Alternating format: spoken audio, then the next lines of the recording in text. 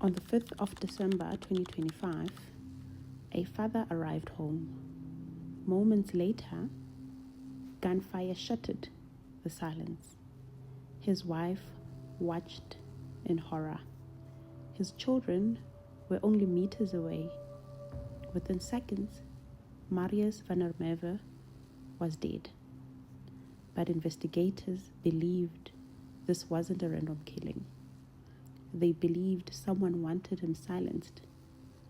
Just weeks earlier, van der Merwe had testified before one of South Africa's most explosive commission of inquiry, the Madlanga Commission.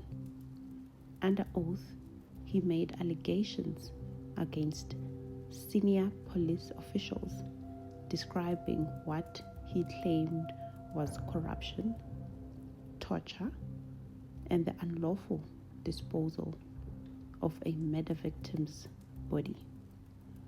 His testimony shocked the nation. Then he was killed. Was it a coincidence? Or was South Africa witnessing the murder of another whistleblower? Today, we examine the official investigation, the arrest, the evidence presented in court, and the questions that remain unanswered. Marius van der Merwe was an ordinary witness. He had once been part of an elite police unit. For years, he worked inside South Africa's law enforcement structures, giving him first-hand knowledge of operations that few outsiders would ever see. When Cyril Ramaphosa established the Madlanga Commission to investigate allegations of organized crime, corruption, and political interference within the criminal justice system, van der Merwe became one of its most important witnesses. To protect his identity, he testified under the name Witness D. Behind closed doors, he made allegations that would send shockwaves through South Africa. According to his testimony before the commission, he was instructed to dispose of the body of an alleged robbery suspect named Emmanuel Mbenze. Van der Merwe claimed those instructions came from the suspended Ekurhuleni Metropolitan Police Department Brigadier Julius Mkhwanazi has denied these allegations, and no one has been convicted in connection with Mbenze's death. The allegations remain before investigators. To understand why van der Merwe's testimony mattered, we need to go back to April 2022. Emmanuel Mbenze died under circumstances that would remain mysterious for years. For a very long time, the public knew very little. According to testimony later presented before the Madlanga Commission, Mbenze allegedly died after being tortured. Van der Merwe claimed he witnessed events surrounding the death and later received orders to dispose of Mbenze's body. Those allegations became central to the Commission's investigation into alleged police misconduct. Several officers were implicated through testimony. Some were suspended. Others denied wrongdoing. The allegations have not yet been tested in a criminal trial. The Madlanga Commission has become one of the most closely watched inquiries in modern South African history. It was established after allegations emerged that organized criminal networks had infiltrated parts of the country's law enforcement institutions. Witness after witness described alleged corruption, political interference, and abuse of power. Amongst them, Witness D. His evidence attracted enormous public attention. If true, it suggested corruption reaching deep into police structures. If false, it represents one of the most serious allegations ever leveled against senior officers. Either way, his testimony placed him in an extremely dangerous position. Then came December. According to investigators, gunmen ambushed Van der Merwe outside his home. His family witnessed the attack. Police say multiple shots were fired. Van der Merwe at the scene, his wife and children survived. The killing immediately sparked outrage across South Africa. Many feared another whistleblower had been murdered. Good morning, colleagues, and thank you for joining us today, this morning. Quite an unfortunate day for us as the SAPS, having a former member of the SAPS being arrested on a very serious charge in relation to the murder of Witness D, Marius Van der Merwe. Let me start off with the background of the accused that appeared this morning. Matipandile Sotheni is a former member of the SAPS. He joined the ranks in 2005, and in 2010 he joined the Special Task Force. You will know that the Special Task Force is the SAPS's elite team, highly trained, highly specialized members. It costs a lot to train Special Task Force members, and that is why it's so unfortunate that a highly trained, specialized former member can appear in court on such a serious charge. So he resigned from the SAPS in 2019, and from our investigation he then went into the private sector. And it is quite unfortunate that our tactical operators are being targeted by your private companies, by individuals that are wealthy, to protect them and guard them. But now we see today they end up doing such being involved in such heinous crimes. So it's quite unfortunate. It's at the same time good, because it shows that such people do not belong in the service. It's good that he actually resigned. He's no longer part of the blue uniform. But it's quite unfortunate. Like I said, millions are spent. When you look at the cost that it takes to train a Special Task Force member, each Special Task Force member, it costs more than $1 million to train them. So it's quite a loss for the SAPS. But it's good at the same time that we rid our organization of elements, corrupt and criminal elements that don't deserve to be in the blue uniform. So this is the first big case for the Madlanga task team. The task team that was established by the National Commissioner, General Fani Masemola, on instruction by the President, to look into criminal cases that are related to the Madlanga Commission of Inquiry.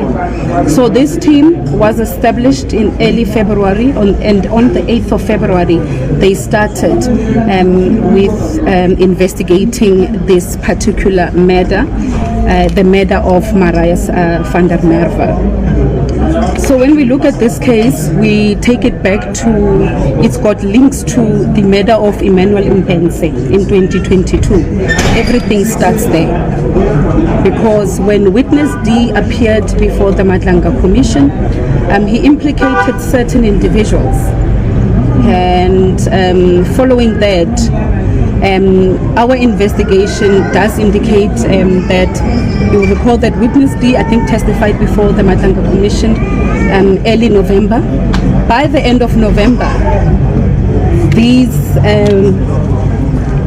suspects started then following him, tailing him. So we can say that the plan to eliminate him came after he appeared before the Madlanga Commission of Inquiry and he implicated certain individuals in the murder of Emmanuel Mbense.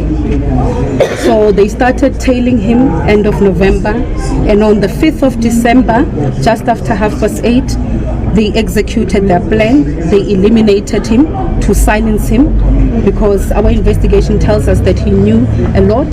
He had already deposed an affidavit before the Madlanga Commission that was implicating quite a few individuals. Then fast forward to right after Marius van der Merwe, witness D, was killed. The SAPS in Gauteng, our Gauteng detectives, then took two people into questioning. The first, Viande Pretorius, who we believe was the main suspect in the murder of Marius van der Merwe. Fast forward to February, he then commits suicide at a filling station. And you will recall that I had indicated at that time that he was our primary suspect, Viande Pretorius, in the murder of witness D. Upon further investigation, I think the team worked quite hard piecing evidence together, gathering all information. They then find that there were about two people in that car. You'll recall that it was a drive-by shooting on the night that witness D was killed. And according to our investigation, the gunman who shot witness D shot him from the car. And that could only be possible if you've got a highly trained gunman to do so. He shot two shots and witness D was killed by one shot. So it tells you that given the background of Sotheni, they knew that Sotheni would do a clean job. He would execute and eliminate witness D on the spot because of his training, because of the training that our special task force members received. So they knew that he was the best person for the job. So we then continued with investigations, and according to our investigation, Viande Pretorius on that evening was the driver of the Suzuki Swift that was used in the drive-by shooting, and Sotheni was then in the passenger seat and he pulled the trigger. Two shots, one shot that killed Marius van der Merwe. So our overwhelming evidence then places them both on the scene, and it also tells us that this particular Suzuki Swift was the one that was driven by Sotheni while he was tailing witness D for quite some time, starting off from the end of November up until that hit was executed on the 5th of December. So the SAPS has been quite hard at work. The detectives have been on the ground, and we unfortunately did find out that the Suzuki Swift belongs actually to the girlfriend of Sotheni. So the team has worked hard in this particular case. We brought the murder charges, conspiracy to commit murder, but at the time that he was arrested, he was found with hundreds of various caliber of ammunition as well, which is quite concerning. But those charges will be added at a later stage, I think. But I think the NPA will then elaborate further on the charges that Sotheni is facing. At this stage, we cannot rule out the possibility of further arrests, but we are quite confident that we have the shooter the gunman who pulled the trigger on that evening that killed Witness D. We are continuing with investigations where we are following up on several individuals that we think would have also had a hand in this particular murder. Like I indicated, Witness D implicated several individuals before the Madlanga Commission, and I think people started panicking because they knew that he knew too much. He became a threat, he became a danger to them, and that's when the plan to execute him was then born, and then it was then executed, and here we are now. So well done to the team. I think within less than a month of them starting with investigations, they've done quite great work, and they've seized the car that was used in the drive-by shooting. We've got the gunman, and we do believe that the driver of that vehicle that evening committed suicide in February. We are still looking for the AK-47 because our ballistics team that was on the scene that evening did highlight that the firearm that was used in the killing of Witness D, it is an AK-47. So we have obtained the J51, the search and seizure warrants, to check several properties where we think that Sotheni may have hid the weapon. So we are still looking for that AK-47, but in terms of arrest, we think we've got our guy. We've got the person who killed Witness D. The investigation moved quickly. Police identified 3 suspects. One of them was the former police officer, Matipandile Sotheni. Investigators allege Sotheni was the gunman. He was arrested and later appeared before court. He now faces charges including murder, attempted murder relating to Vanermeve's wife and children. It's the first time I see him today. He's not been given instruction by me. He did not even take my statement, Your Worship. I'm arrested here for something I did not commit. And the instructions are coming left, right, and center, Your Worship. I'm being decided upon. I have not done anything here. I'm on social media. I'm everywhere. My name is painted. So, Your Worship, for postponing this case, it's delaying the matter. And I wish to assist the court. I'm ready with my statement. I'm ready to say what had happened. This guy I see him today.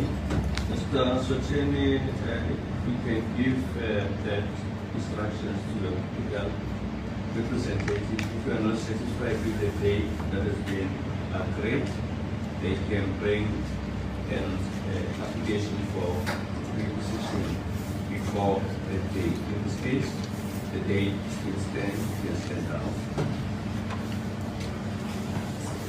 At this stage, the question is action.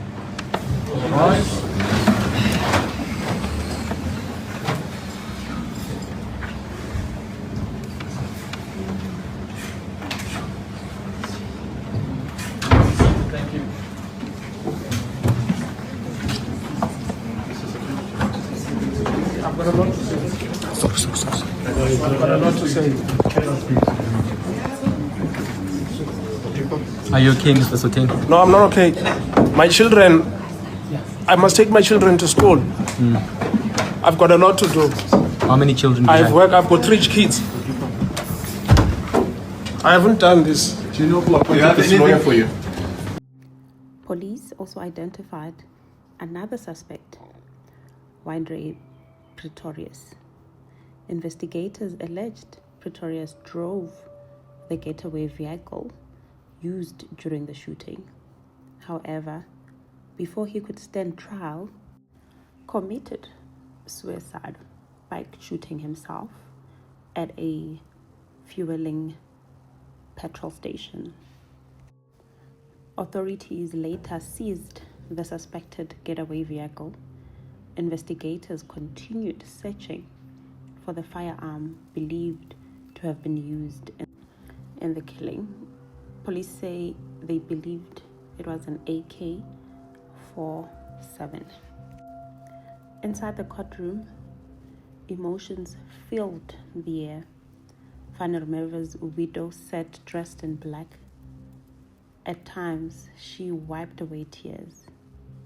His sister later spoke publicly. She told journalists her family believed the person responsible for ordering the killing was someone Marius knew. That belief reflects the family's view and is not a finding of the court. The murder case remains before the justice system. Very emotional, happy but emotional, I must say. Yeah, this is what we wanted, but it's just, it's very emotional to hear what they did to my brother, how they killed him. It will never bring my brother back, never. His soul's not resting. And this is a small victory, I mean, in comparison to what you'd been hearing over the previous court appearances about how all of this is believed to have happened. Definitely, it's a victory, but it's emotional victory. Like, I'm happy at the same time that he didn't get bail. I'm happy with family. We all will be celebrating this, but with this, it comes emotions of, why did they take my brother away? Why did they have to kill him in that way? The way I saw him in the coffin, and then I heard with all the previous court hearings that they shot him in the head. It makes me now know why they covered his face so much, because why kill him in such a brutal way? Why? It's my brother. I'll never see him again. Never. Never, ever, never. And I just keep on thinking about him, and I wish I could be there for him. I wish I could have protected him the way he protected me many years ago. Van der Merwe's death is not only tragedy connected to the Mbenza investigation. According to police, several people linked to the matter have since died. Amongst those implicated in Mbenza's death, through testimony or investigation, multiple individuals are reported to have died in separate incidents, including shooting and the one reported suicide. The significance of those deaths and whether they are connected beyond the investigation itself, it has not been established by the court. As the legal process continues, many of the allegations remain unsolved. Matipandile Sotheni has been charged with murder and related offences and is awaiting further court proceedings. Brigadier Julius Mkhwanazi denies the allegations made against him. No court has determined responsibility for Emmanuel Mbenza's death. The Madlanga Commission continues to hear evidence of the broader allegations of corruption and criminal infiltration within law enforcement. Shoot him! You must shoot him! Shoot him! You know shoot! Shoot him! You will know! You will know! And you don't want it! Shoot! Shoot! You understand? You end your life! Shoot! You saw you take your life! You take your life! You understand? You take your life! You fight him! You are the man! I'll fuck you up, madam! Take your life! Shoot him! You must shoot your man down! Shoot him! Shoot him! You will shoot him! What? You will not fight this! I'll take your gun from you! I'll take your gun from you! You will steal!